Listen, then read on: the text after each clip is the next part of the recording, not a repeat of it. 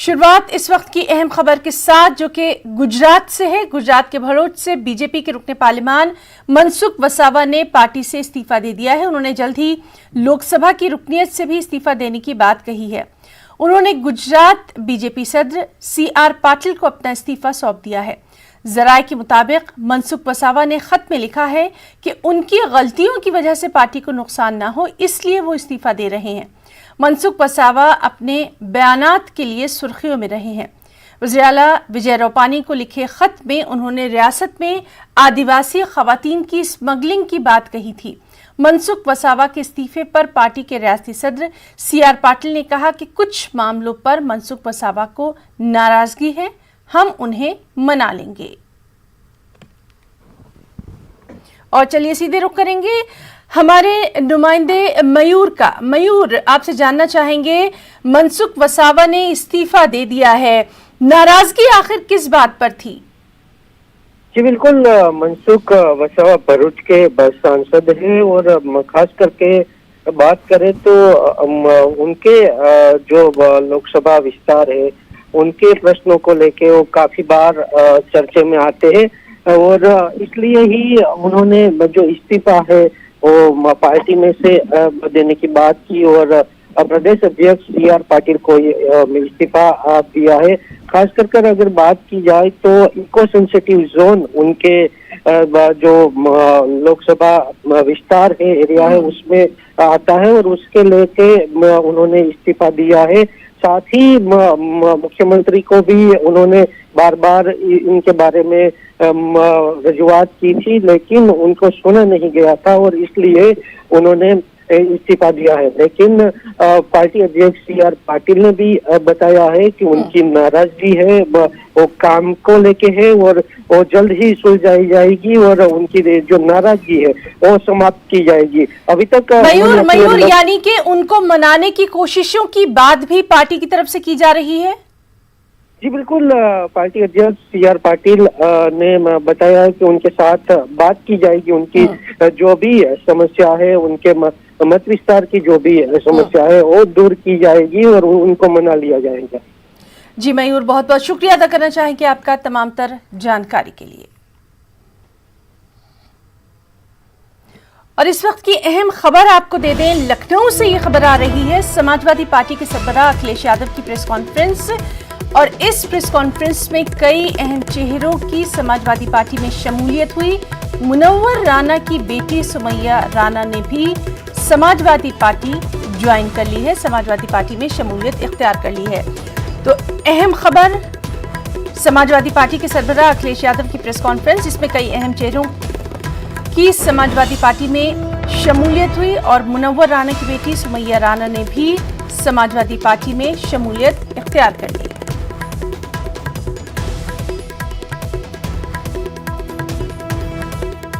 तो लखनऊ से अहम सियासी खबर, समाजवादी पार्टी के सरबराह अखिलेश यादव की मौजूदगी में कई अहम चेहरों ने समाजवादी पार्टी में शमूलियत इख्तियार की, जिसमें मुनव्वर राना की बेटी सुमैया राना का नाम भी शामिल है। और चलिए सीधे रुख करेंगे लखनऊ का। हमारे साथ मौजूद है हमारे साथी तारिक कमर। तारिक, सुमैया राना लगातार अपने बयानात को लेकर सुर्खियों में रही हैं और अब बिलाखिर उन्होंने समाजवादी पार्टी में शमूलियत इख्तियार कर ली। हाँ देखिए, जैसा कि आपने बताया है ना, मैं बता दूं आपको कि एक तवील अरसे से ये खदशे जाहिर थे, ये अंदेशे थे और ये कयास आराइयां भी थी कि सुमैया राना किसी न किसी पार्टी में शमूलियत इख्तियार करेंगी, लेकिन और ये खूबी इम्कान थे कि उनका रुख जो है समाजवादी की तरफ होगा और फिर आखिर ऐसा ही हुआ। जैसा कि NRC के प्रोटेस्ट के दौरान आपने देखा और मतलब दिखाया तमाम नाजरीन को कि उनका जो रुझान था, वो जो बयानात थे वो कहीं ना कहीं ये इशारा देते थे कि कहीं ना कहीं समाजवादी पार्टी की सपोर्ट उन्हें हासिल है, हिमायत हासिल है। और अक्सर बेश ये देखा भी गया कि जो मुजाहरे हुए, जो प्रोटेस्ट हुए, उसमें उनके साथ समाजवादी लीडर नजर आए। तो देखिए, ये वाज़ेह इशारा था और अब इस इशारे को यकीन में बदल दिया गया है। आज कई अहम चेहरों के साथ सुमैया राना ने भी पार्टी ज्वाइन की है। हालांकि यही ना, ये बता दें आपको जी कि उनके ज्वाइन करने के बाद रद्द अमल का इजहार किया है बीजेपी ने, बिलखुसूस अक़लियती वजीर मोहसिन रजा ने, और उसमें उन्होंने बहुत सख्त तनकीद की है मुनव्वर राना पे भी और सुमैया राना पे भी। तो अब देखिए, लेकिन ये सियासत में तनकीद तबसरे चलते रहते हैं, लोगों के मफाद भी होते हैं, कुछ लोग खिदमत के तहत आते हैं। अब देखना यही है कि 2022 का जो इलेक्शन है उसके लिए क्या कुछ खिदमत अमली है, क्या कुछ पेशरफ्त है, हो सकता है ये उसी की तैयारी हो, उसी का एक पेशखेमा हो ना। जी तारिक, बहुत सही आपका तज्जिया है कि आने वाले जो इंतखाबात हैं उनको देखते हुए सियासत में पल में कुछ भी हो सकता है। बहुत बहुत शुक्रिया तारिक आपका तमाम तर जानकारी के लिए। मध्य प्रदेश में लव जिहाद को रोकने के लिए शिवराज हुकूमत ने काबीना में मजहबी आज़ादी कानून के ऑर्डिनेंस को मंजूरी दे दी। ऑर्डिनेंस पास होने के बाद गवर्नर को भेजा जाएगा। गवर्नर के दस्तखत के बाद मध्य प्रदेश में लव जिहाद को रोकने के लिए मजहबी आज़ादी कानून का निफाज हो जाएगा। कानून की रूह से साजिश के तहत तब्दीली मजहब करने वालों के खिलाफ सख्त कार्रवाई होगी। लव जिहाद अंजाम देने वालों को ऑर्डिनेंस में 10 साल की सजा और 1 लाख रुपए तक का जुर्माना आयद करने का फैसला किया गया है। और यही नहीं बल्कि लव जिहाद को फरोग देने वाली तंजीम, निकाहख्वाह या फिर पादरी को भी जिम्मेदार पाए जाने पर 5 साल की सजा और 50,000 रुपए तक का जुर्माना आयद करने का फैसला किया गया है। काबीनी मीटिंग में सप्लीमेंट्री बजट को भी मंजूरी दी गई। वहीं समाजी तंजीमें ऑर्डिनेंस के खिलाफ अदालत से रुजू करने का मन बना रही हैं। इस तरह की गतिविधियां कतिपय लोग कर रहे हैं, ये बर्दाश्त नहीं किया जा सकता। अपना धर्म छिपाकर अथवा झूठा अभिनय करके, गलत व्याख्या करके अधिनियम विरुद्ध धर्म परिवर्तन किए जाने पर यह कड़ी सजा का प्रावधान किया है। इसमें हमने यह प्रावधान भी किया है कि अधिनियम विरुद्ध 2 या 2 से अधिक व्यक्तियों का एक ही समय में सामूहिक धर्म परिवर्तन किए जाने पर न्यूनतम 5 वर्ष और अधिकतम 10 वर्ष तक का कारावास और न्यूनतम 1 लाख रुपए का अर्थदंड तक की सजा। जिस व्यक्ति का धर्म अधिनियम के प्रावधानों के विरुद्ध परिवर्तन किया गया है, उसके माता पिता भाई बहन इसकी शिकायत पुलिस थाने में कर सकेंगे। पीड़ित व्यक्ति के अन्य सगे संबंधी, कानूनी अभिभावक अथवा दत्तक होने की स्थिति में उनके संरक्षक भी परिवाद के माध्यम से सक्षम न्यायालय से आदेश प्राप्त कर सकेंगे। प्रस्तावित अधिनियम के अंतर्गत दर्ज किए गए अपराध संज्ञेय और गैर जमानती होंगे और इसकी सुनवाई के लिए सत्र न्यायालय ही अधिकृत होंगे। किसानों के एहतजाज का आज 34वां दिन है। किसान दिल्ली के अतराफ डेरा डाले हुए हैं और ज़रई क़वानीन को वापस लेने की मरकजी सरकार से मांग कर रहे हैं। 30 दिसंबर को ज़रई क़वानीन के खिलाफ एहतजाज करने वाले किसानों और हुकूमत के दरमियान मीटिंग होना है। ये मुलाकात दिल्ली के विज्ञान भवन में दोपहर 2 बजे मुनक़्क़िद होगी। अब तक कई दौर की बातचीत का खातिर ख्वाह नतीजा सामने नहीं आया। मरकजी सरकार तरमीमात की बात कह रही है, लेकिन किसान इन तीनों क़वानीन को वापस लेने की मांग कर रहे हैं।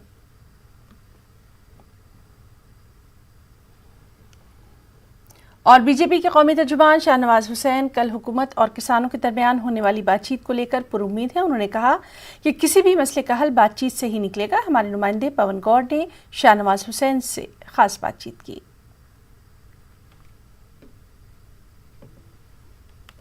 हमारे साथ बातचीत करने के लिए बीजेपी के राष्ट्रीय प्रवक्ता शाहनवाज हुसैन साहब। सर, लगातार किसान आंदोलन चल रहा है, सरकार ने कल बातचीत की पेशकश की है, तो क्या लग रहा है कि इस बार जो बात है वो बन जाएगी, जो बीच में कहीं जो गैप आ गया था वो अब खत्म हो जाएगा? नहीं, मुझे पूरा विश्वास है, क्योंकि सरकार ने बातचीत के लिए न्योता दिया है, उन्होंने आने की इच्छा की थी, तो दोनों तरफ से इच्छा है। पहले होता था कि सरकार बुलाती थी लेकिन वो बातचीत आगे नहीं निकलती थी। अब मुझे पूरी उम्मीद है कि 2020 में ही ये मसला हल हो जाएगा। ये जो बिल है, इसके बारे में जो गलतफहमियां पैदा की गई, कांग्रेस जब सरकार में थी तो शरद पवार जी, मनमोहन सिंह जी इसको लाना चाहते थे, और जब पार्लियामेंट के फ्लोर पर भी राहुल गांधी जी ने कहा था, अन्य नेताओं ने कहा था कि किसानों को, सोनिया जी ने भी कहा था कि किसानों को अनाज का बाहर भी बेचने का उसको ऑप्शन होना चाहिए। ऑप्शन दिया गया है, ना मंडी ख़त्म होगी, ना MSP ख़त्म होगी, ये सब जारी रहेगी। लेकिन अगर ज़्यादा दाम पर उनको ये अनाज बेचने का ऑप्शन मिले तो ये बेच सकते हैं। तो सरकार ने ये सारी बातें, सारे पहलू समझाए हैं और मुझे लगता है कि बातचीत के टेबल पर जब वो आएंगे तो बड़ा दिल करके आए। कोई कम्युनिस्ट पार्टी और कांग्रेस पार्टी और अन्य पार्टी के बहकावे में किसी को नहीं आना चाहिए। वो किसान बन के आएंगे, बिना भड़काऊ नेताओं के बयान के बिना, तो ज़रूर हल निकल जाएगा। इसमें कोई दिक्कत आने वाली नहीं है। मैं पूरी उम्मीद हूँ कि बातचीत के टेबल पर ये हल निकलने वाला है। लेकिन सर, किसानों ने जो पेशकश की है उसमें बात तो वही है, उन्होंने कि अपनी जो शर्तें हैं कि सरकार 3 बिलों को ख़त्म करे, रिटर्न में गारंटी दे, जो पराली को लेकर जो कानून है उसमें संशोधन करे, तो बात तो वही है, अभी भी वही बात उनकी शर्तें हैं। नहीं, बातचीत के टेबल पर देखिए बातचीत क्या होती है, यानी मैं जो कहूँ वो आप मान लें, ये बातचीत नहीं होती है। बातचीत होती है दोनों तरफ की बात हो, उसमें से एक बात निकले, इसको बातचीत कहते हैं। यानी बातचीत ऐसा थोड़ी है जो वो कह रहे हैं और जो सरकार कह रही है, फिर तो टेबल पर बैठने का कोई मतलब ही नहीं। टेबल पर जब बैठते हैं तो बड़े दिल से बैठते हैं। हम बताएंगे कि हम आपके हित में हैं, क्या काम कर रहे हैं, वो अपना पक्ष बताएंगे, ज़रूर हल निकलेगा। मैं बहुत पुरुमीद हूँ कि ये जो बातचीत होगी वो सफल होगी। लेकिन सर, इस पूरे आंदोलन के बीच अब पंजाब में अराजकता भी फैलने लगी है। कई सारे जो वहाँ के लोग हैं उन्होंने 1000 से ज़्यादा जो मोबाइल टावर्स हैं उनको तोड़फोड़ करना शुरू कर दिया। ये पंजाब में कानून का राज है या नहीं है? कैप्टन अमरिंदर सिंह जी को ध्यान रखना चाहिए कि अपने राज्य में कानून का राज स्थापित करे। ये क्या हो रहा है वहाँ? मोबाइल टावर तोड़े जा रहे हैं, कानून को हाथ में लिया जा रहा है। यहाँ किसान भाई कह रहे हैं कि हम बड़े शांतिपूर्ण तरीके से इस आंदोलन को चला रहे हैं, और दूसरी तरफ जो किसान वहाँ से यहाँ आने वाले हैं वो वहाँ टावर तोड़ रहे हैं। तो शांतिपूर्ण तरीके से लोकतंत्र में अपनी बात रखने का सबको हक है और उसी हक का इस्तेमाल करना चाहिए। लेकिन जिस तरह पंजाब में अराजक की स्थिति बनी हुई है, वो कैप्टन अमरिंदर सिंह साहब को ज़रा ध्यान रखना चाहिए। वो सिर्फ बयान देते हैं, लेकिन कानून का राज पंजाब में ख़त्म हो चुका है। धन्यवाद हमसे बात करने के लिए। कैमरा पर्सन जगदीश सुप्रीति के साथ Pawan Gaur, reporter team, Delhi. NCP सरबराह शरद पवार ने किसानों के हक में आवाज बुलंद करने का फैसला कर लिया है। शरद पवार ने कहा कि अगर 30 दिसंबर यानी कल तक किसानों के मसाइल हल नहीं होते तो पूरा अपोजिशन किसानों के हक में खड़ा हो जाएगा। खबर के मुताबिक आज किसान लीडरान शरद पवार से मिलने पहुंचे थे। शरद पवार ने कहा कि 1 महीने से भी ज्यादा सर्दी में ठिठुर रहे किसानों के मसाइल का हल अगर सरकार नहीं निकालती तो अपोजिशन के लिए ये लम्हा फिक्रिया है।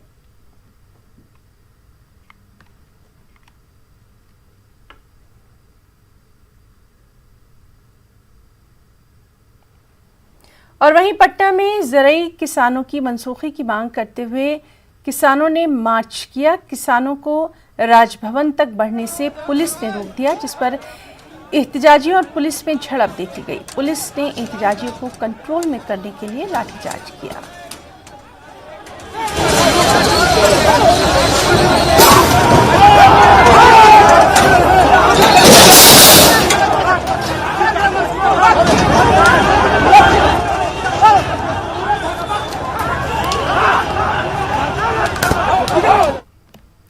मुल्क में कोरोना की नई किस्म ने दस्तक दी है। वजारत सेहत ने नई किस्म के 6 मामलों की तस्दीक कर दी है।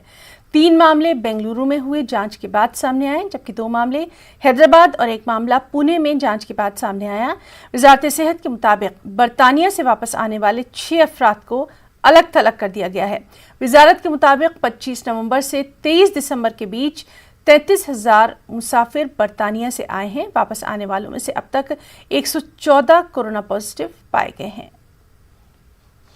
वहीं मुल्क में कोरोना की रफ्तार बतदरीज धीमी हो रही है। वजारत सेहत और खानदानी बहबूद के जरिए जारी करदा आदादशुमार के मुताबिक पिछले 24 घंटों में कोरोना के 16,432 नए मामलों की तस्दीक हुई है। रवा महीने में तीसरी बार कोरोना के नए मामले 20,000 से कम रिकॉर्ड किए गए। ताज़ा आदादशुमार के मुताबिक कोरोना से एक दिन में 252 मरीजों की मौत हुई। अब तक कोरोना से 1,48,153 अफराद की मौत हो चुकी है। पिछले 24 घंटों में 24,900 अफराद कोरोना से सेहतयाब हुए हैं। अब तक 98,07,570 अफराद कोरोना को मात दे चुके हैं।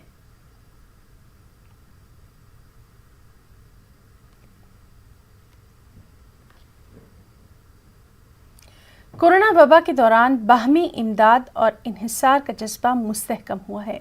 मुल्क इस वबा से मुत्तहिद होकर मुकाबला कर रहा है।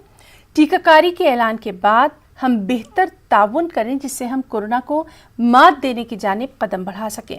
नेटवर्क 18 इस मुहिम में हर कदम पर आपके साथ रहेगा। जब तक सभी महफूज नहीं होते तब तक कोई महफूज नहीं होगा। इसी सोच की बुनियाद पर हमारी मुहिम संजीवनी का मकसद ये यकीनी बनाना है कि वैक्सीन पाना सभी हिंदुस्तानियों का हक है।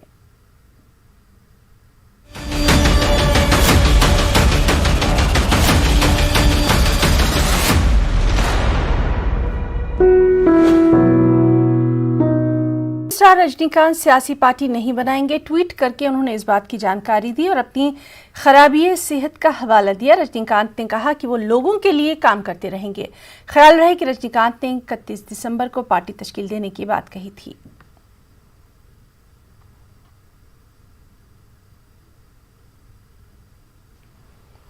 मदारिस इस्लामिया के ताल्लुक से इन ख्यालात का इजहार अब वाज़े तौर पर किया जाने लगा है कि हुकूमत की बेजा मदाखलत से मदारिस का बुनियादी मकसद फौत हो रहा है। वो मदारिस जो कि हुकूमत के जरिए दी जाने वाली ग्रांट से चलाए जाते हैं, उनके सरबराह मुख्तलिफ खदशों और अंदेशों में मुब्तला हैं। मुख्तलिफ शुबहात से ताल्लुक़ रखने वाले लोग और अहम इस्लामी इदारों के मुंतज़िम भी ये तस्लीम करते हैं कि अगर सूरत हाल यही रही तो हालात मज़ीद अबतर हो सकते हैं। इसके ताल्लुक़ से ये जो दूसरा निज़ाम है वो गवर्नमेंट एडेड, ये तो अभी हमारे ख़्याल में 30-40 साल से है। अरसे दराज से जो निज़ाम वो मदारिस इस्लामिया का चल रहा है, वो निज़ाम आज़ादी से पहले जब के ज़िम्मेदारी थी, उस वक्त तमाम ज़मींदार और बड़े बड़े लोग मदारिस को फाइनेंस करते थे। अब ज़िम्मेदारी और ये तमाम ताल्लुक़दारी के एवोल्यूशन के बाद फिर मुसलमानों के चंदे से मदरसे चल रहे हैं। मेरा अपना नुक्ता नज़र ये है, मैं ख़ुद भी एक बड़ा मदरसा चलाता हूँ, मेरा अपना नुक्ता नज़र ये है कि इन हालात में मदारिस इस्लामिया को तमाम गवर्नमेंट की जो रिकग्निशन है वो सब वापस कर देनी चाहिए। अगर उनको दीन की बका वो चाहते हैं और वो ये चाहते हैं कि उनके मदारिस से क़ाल अल्लाह व क़ाल रसूलुल्लाह कि वो सदाएँ बुलंद हों और खालिसन वो दीन को पढ़ाएँ, तो उनको फिर वो दूसरा निज़ाम जो असली निज़ाम है कि वो मुसलमानों के पैसे से उसका जो है वो चंदा करें और निज़ाम को चलाएं। देखिए, ये बात हमारे बुज़ुर्गों ने बहुत पहले कही थी कि जो मदारिस इस्लामिया हैं, उन मदारिस इस्लामिया का जो असल और बुनियादी मकसद है वो ये है कि वहाँ पर कुरान और हदीस की और इस्लामिक फ़ंडामेंटल्स की तालीम दी जाए। लेकिन ज़ाहिर है कि कुछ लोगों ने उसको दुनियावी रग़बत के लिए और दुनियावी मालो मता के हासिल करने के लिए इस्तेमाल किया। और ये हमारे बुज़ुर्गों का एक मंशा था कि हमारे बुज़ुर्ग ये हमेशा बात कहते रहे हैं कि जब सरकारी मुदाखलत किसी भी दीनी इदारे में होगी तो उसके बुरे नताइज हमारे सामने होंगे। आज यही वजह है कि जहाँ पर कुछ पॉजिटिव चीज़ें सरकार की दखलंदाजी से सामने आई हैं, उसमें कहीं निगेटिव चीज़ें भी सरकार की दखलंदाजी से मदारिस के अंदर सामने आई हैं। मदारिस का जो निज़ाम है, मदारिस का जो तालीमी स्ट्रक्चर है, वो कहीं ना कहीं दरहम बरहम हुआ है। और अभी पिछले कुछ अरसे से जिस तरीके की बातें की जा रही हैं और जिस तरीके की नीतियाँ और जिस तरीके की बातें इम्प्लीमेंट करने की मदारिस के अंदर कोशिशें की जा रही हैं, उससे ये बात साफ़ हो चुकी है कि सरकारों का असल मकसद ये नहीं है कि मदारिस का अपलिफ्टमेंट हो, बल्कि आपने देखा कि 2014 में जो नारा दिया गया था कि एक हाथ में लैपटॉप होगा, एक हाथ में कुरान होगा, वो अभी तक ज़मीन पर नहीं उतरा है। नेटवर्क 18 और विस्पर ने एक बहुत ही ख़ास कैंपेन के लिए हाथ मिलाया है। इस कैंपेन का नाम है पीरियड ऑफ प्राइड, एक स्वच्छ सोच। इस कैंपेन की शुरुआत कुछ आदाद शुमार के सामने आने के बाद हुई। जैसे 56% हिंदुस्तानी ख़वातीन मानती हैं कि माहवारी एक टैबू है, 42% से ज़्यादा ख़वातीन दवा की दुकान से सैनिटरी एसेंशियल ख़रीदते वक्त झिझक महसूस करती हैं।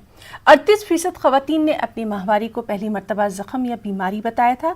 सबसे तशवीश की बात यह है कि माहवारी से गुजर रही 40 करोड़ हिंदुस्तानी ख़वातीन में से महज 20% ही सैनिटरी पैड का इस्तेमाल करती हैं।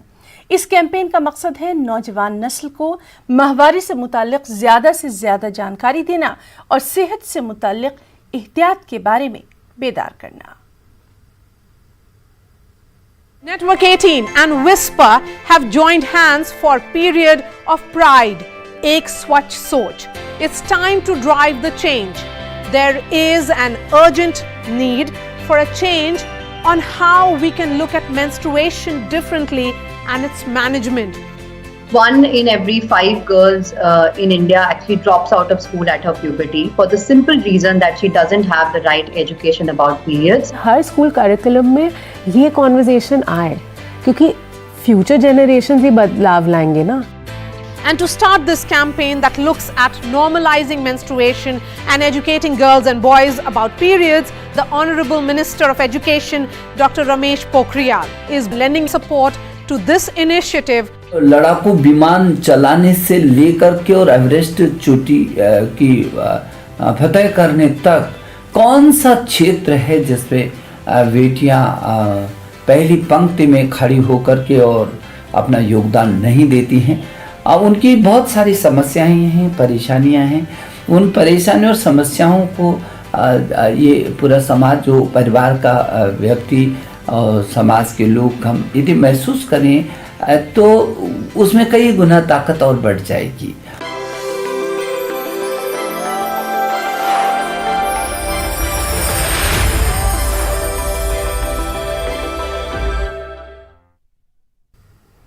नेटवर्क 18 और विस्पर पीरियड ऑफ प्राइड एक स्वच्छ सोच कैंपेन के जरिए माहवारी को लेकर लोगों का नजरिया बदलने के लिए पाबंद है. इसके लिए सबसे जरूरी है बेदारी, कबूलियत और पहुंच. हम स्कूलों के निसाब में माहवारी के मौजू को शामिल करने की मांग करते हैं. आप भी इस कैंपेन में शामिल होकर अपना ताउन दें. इसके लिए लॉगिन करें हमारी वेबसाइट period.com पर और इस पिटीशन को साइन करें. आगे बढ़ेंगे. मौजूदा दौर में खानकाही निज़ाम को मजबूत किया जाए. खानकाहों के ज़रिए नौजवान नस्ल की तालीम और तरबियत का नज़्म बनाया जाए.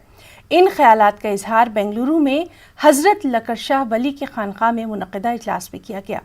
खानकाह के मौजूदा सरपरस्त मौलाना सैयद नेमत पीरा की सदारत में अहम इजलास मुनक़िद हुआ.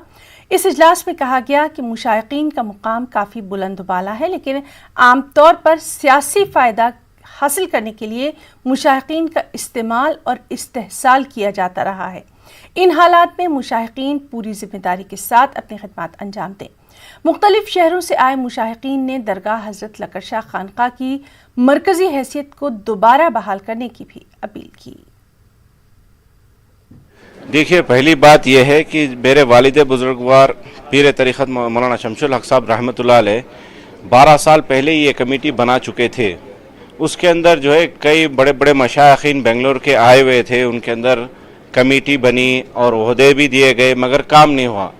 ये असल बात यह है कि पीरों को जो है सिर्फ इलेक्शन के टाइम पे इस्तेमाल किया जाता है. इसी मस्जिद में इसी जगह पर बनाई हुई कमेटी थी.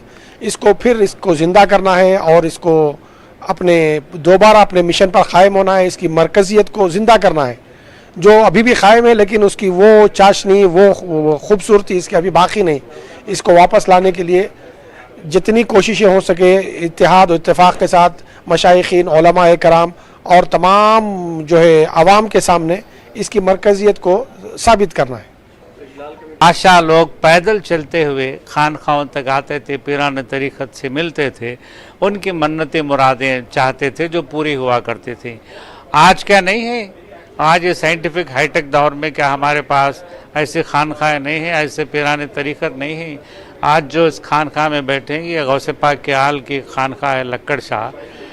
इसको हम खानखाह निज़ाम को इंशाअल्लाह लोगों के सामने उजागर करेंगे. खानकाही निज़ाम को दोबारा तजदीद किया जाए, उसे एक नया पन दिया जाए. तो मेरे ख़यालात ये हैं कि खानकाही निज़ाम जो है आज की सख्त ज़रूरत है, क्योंकि खानकाहों में मुतदिल दीनी और दुनियाई तालीम पढ़ाई जाती है और वहाँ पर जो है इंसानियत